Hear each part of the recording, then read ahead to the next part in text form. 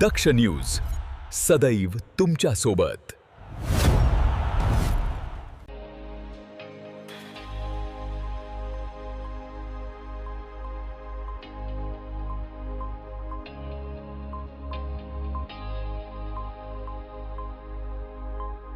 नाशिकमध्ये आदिवासी समाजाच्या विविध मागण्यांसाठी आंदोलनाची भूमिका स्पष्ट करण्यात आली आहे। संस्थापक अध्यक्ष सोमनाथ वतार यांनी आदिवासी विकास आयुक्त श्रीमती लीना बनसोड यांना निवेदन सादर करून 8 ऑगस्टपासून आदिवासी विकास भवनासमोर आमरण उपोषण करण्याचा इशारा दिला आहे।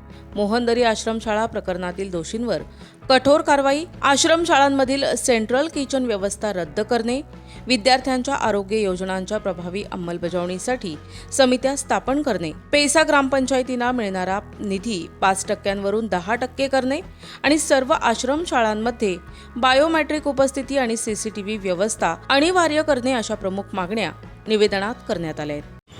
आदिवासी विकास भवन इथे आलो असताना मॅडमांची भेट घेण्याचा प्रयत्न केला, पण कुठेतरी मीटिंग चालू असल्याकारणे आमची भेट झाली नाही।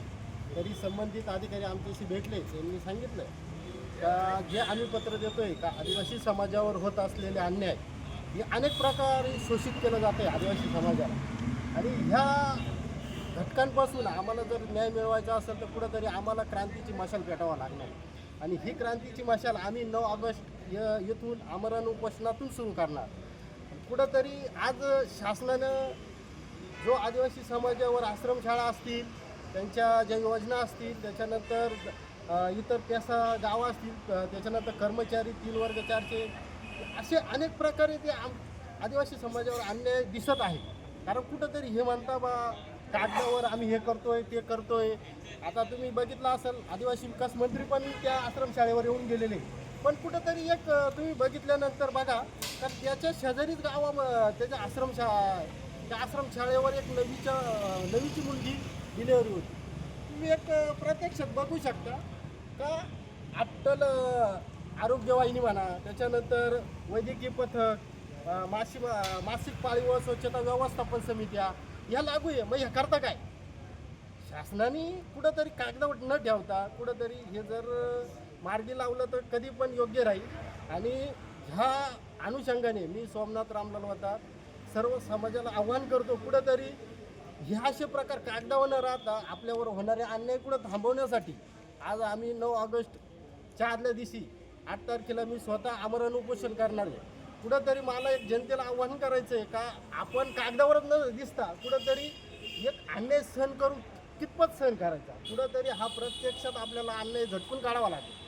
आणि हे बसलेले अधिकारी हे फक्त कागद काळे करण्याचं काम करतात, हे कुठंतरी झालं नाही पाहिजे। तर त्या अनुषंगाने मी 5 मुद्दे घेऊन ह्या कार्यालयात आमरण उपोषण करणार आहे। याचा इशारा सक्त मी आदिवासी विकास भवनला देत आहे। चालीरीती परंपरा संस्कृती जतन करण्यासाठी तो 9 ऑगस्ट हा दिन साजरा केला जातो।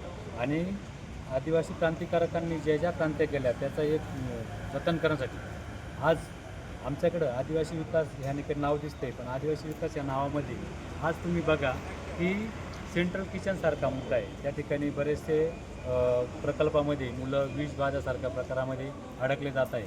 आणि आमच्याकडे आम्ही नाही म्हणत असताना 40 आश्रमशाळेंनी विरोध केलेला असताना तरी पण आम्हाला कळवण प्रकल्पामध्ये सेंट्रल किचन त्या ठिकाणी देण्यात आलं, आणि आमचा त्याला सक्त विरोध आहे। तिथल्या SMC वाल्यांना कुठल्याही प्रकारच्या विश्वासात न घेता किंवा पालकांना कुठल्याही प्रकारच्या पालक मेळाव्यामध्ये त्याची माहिती न देता यांनी सेंट्रल किचन स्वतःच्या मनमानी पद्धतीने चालू केलेले आहे, आणि ते सेंट्रल किचन बंद व्हावे यासाठी आम्ही सर्वजण सोमनाथ भाऊ यांना या ठिकाणी तिथं पाठिंबा देण्यासाठी आलेलो आहोत। तसेच वर्ग 3 वर्ग 4 या ठिकाणी 150 दिवस वर्ग 3 वर्ग 4 कर्मचारी या ठिकाणी बसलेले होते, त्यांनी 8-8 9-9 वर्ष काम केले, त्यांचा पण त्या ठिकाणी कुठल्याही प्रकारचा विचार आहे आदिवासी विकासच्या माध्यमातून केला गेला नाही।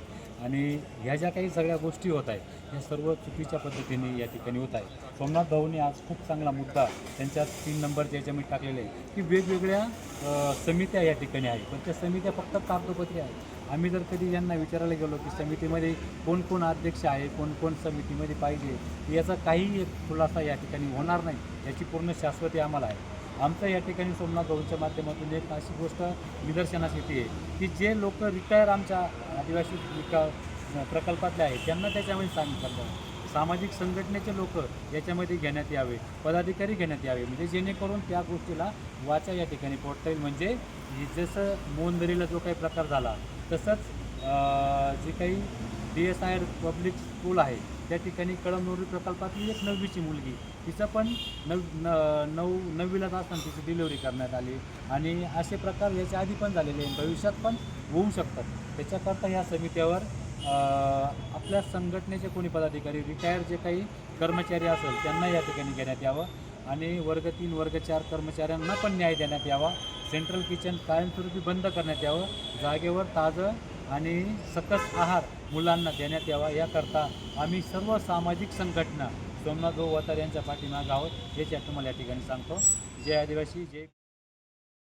या मागण्यांवर तातडीने सकारात्मक निर्णय न घेतल्यास 8 ऑगस्टपासून आमरण उपोषण सुरू करण्यात येईल असा इशारा देण्यात आलाय. संतोष विधाते, दक्ष न्यूज, दिंडोरी.